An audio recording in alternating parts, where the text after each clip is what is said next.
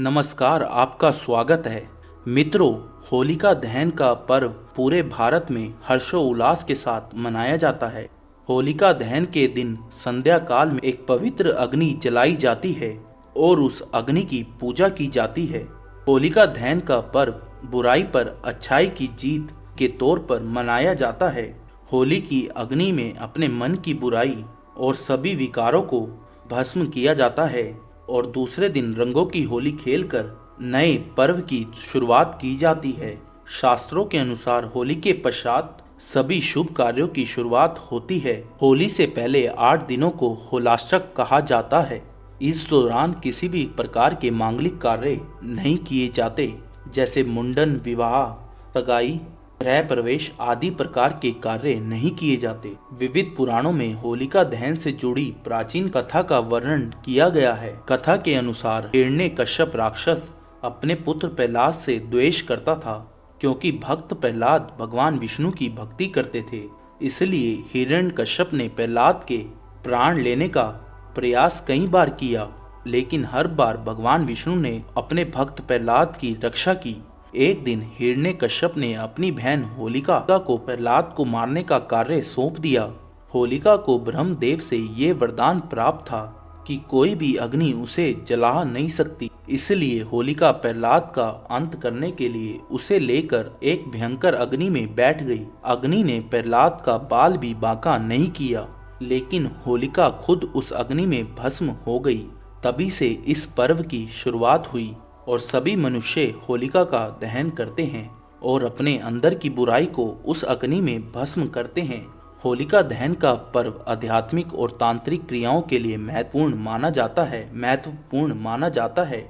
इस दिन कई तंत्र मंत्र से संबंधित उपाय भी किए जाते हैं। इसके आध्यात्मिक महत्व को देखते हुए शास्त्रों में कुछ ऐसे कार्यों के बारे में बताया गया है जो इस दिन किसी भी मनुष्य को नहीं करने चाहिए, अन्यथा इसका जीवन पर नकारात्मक प्रभाव पड़ सकता है। धन की हानि हो सकती है, मानसिक पीड़ा सहन करनी पड़ सकती है, परिवार में कलह का माहौल निर्माण हो सकता है। इसलिए इस दिन प्रत्येक मनुष्य को सावधान होकर ही काम करने चाहिए। अगर आपके जीवन में परेशानी चल रही है, आर्थिक स्थिति खराब है, धन का नाश हो रहा है, गरीबी से दुखी हैं, रिश्ते टूटने लगे हैं, तो आप इस दिन विशेष उपाय कर सकते हैं। सबसे महत्वपूर्ण उपाय तो आप होलिका दहन के समय कर सकते हैं। बस होलिका की अग्नि में कुछ चीजें डालकर मंत्रों का उच्चारण करने मात्र से संकटों से मुक्ति मिलती है।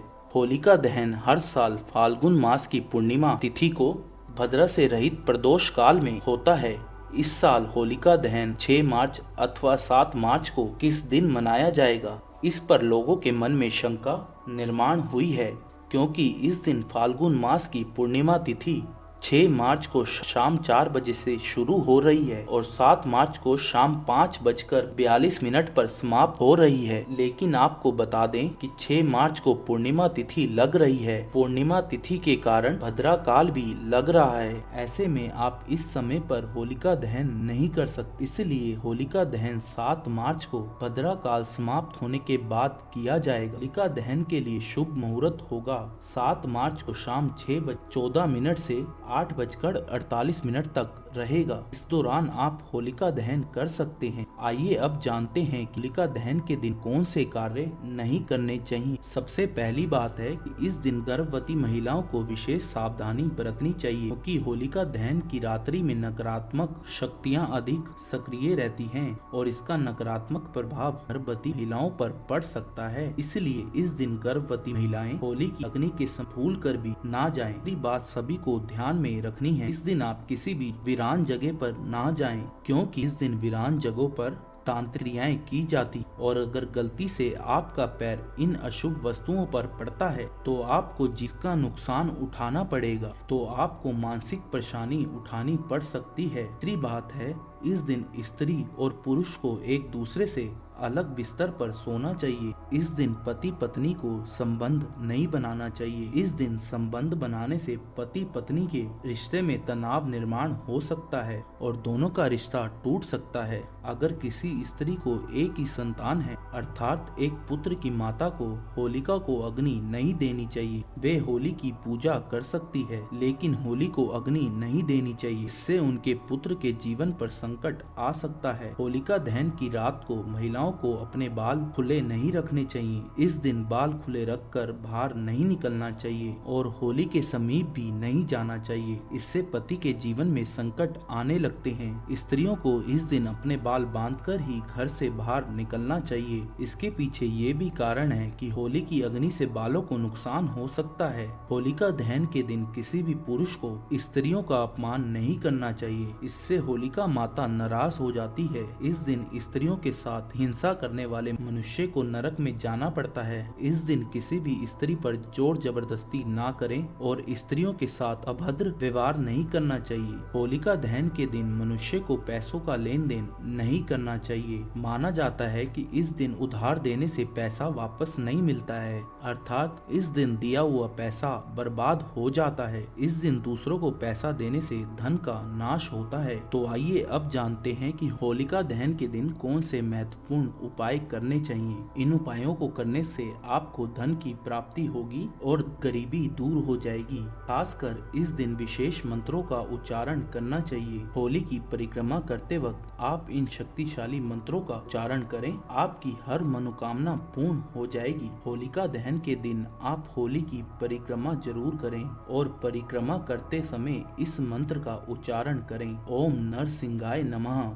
ये अत्यंत शक्तिशाली मंत्र है। इस मंत्र का उच्चारण करते हुए आप होली की परिक्रमा करें और अपने पापों को होलिका की अग्नि में समर्पित करें। इससे आपका मन पवित्र हो जाएगा और भगवान नरसिंह की कृपा से आपके सभी पाप नष्ट हो जाएंगे। अगर आपके द्वारा कोई गलत कार्य हुए हैं तो उसके लिए आप भगवान से क्षमा मांगते हुए होलिका की परिक्रमा करें, भगवान आपको क्षमा कर देंगे। दूसरा उपाय, घर में शांति बनाए रखने के लिए एक मिट्टी के बर्तन में 11 लाल मिर्च के दाने रखकर उसे होलिका की प्रज्वलित अग्नि में रख दें और हाथ जोड़कर घर में शांति की कामना करें। इससे आपके घर के अंदर की संपूर्ण नकारात्मक शक्ति नष्ट होती है और सुख शांति बनी रहती है। माँ लक्ष्मी की कृपा पाने के लिए आप एक छोटा सा उपाय कर सकते हैं। होलिका दहन के दिन आप एक चुटकी सिंदूर बिना किसी को बताए चुपके से होलिका की जलती हुई अग्नि में डाल दें और इस मंत्र का उच्चारण करें, ओम श्री महालक्ष्मी च विद्महे विष्णु पत्नी च विद्महि तन्नो लक्ष्मी प्रचोदयात्। इस मंत्र के उच्चारण मात्र से माँ लक्ष्मी आप पर प्रसन्न हो जाएगी और आपकी गरीबी का नाश हो जाएगा। होलिका दहन समाप्ति के बाद उसकी राख लेकर संपूर्ण घर में छिड़कें, इससे घर के अंदर की नकारात्मक ऊर्जा समाप्त हो जाएगी और सकारात्मकता बनी रहेगी। तो ये थे कुछ उपाय जो आपको होलिका दहन के दिन करने हैं। और अगर आपको ये वीडियो अच्छी लगी तो वीडियो को लाइक करें, शेयर करें और अपने मित्रों के साथ इस वीडियो को जरूर शेयर करें। अगर अभी तक आपने हमारे चैनल को सब्सक्राइब नहीं किया है तो हमारे चैनल को सब्सक्राइब करके बेल आइकन को दबाना बिल्कुल भी ना भूलें। धन्यवाद।